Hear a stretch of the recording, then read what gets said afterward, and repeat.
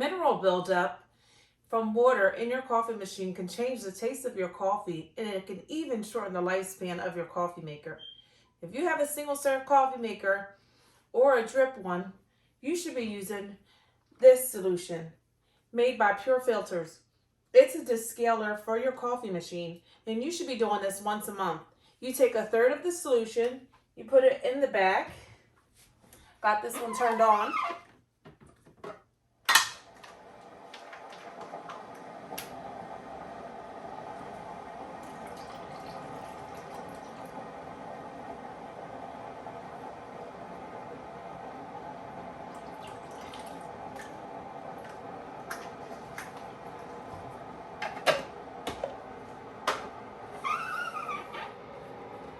Now I'm just going to run this coffee maker like I normally would and run all the water out. And just like that, we're getting the coffee maker clean.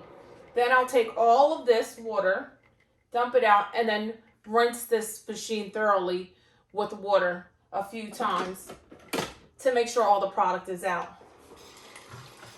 So if you want to save the life of your coffee machine and have better tasting coffee, run and get this deal.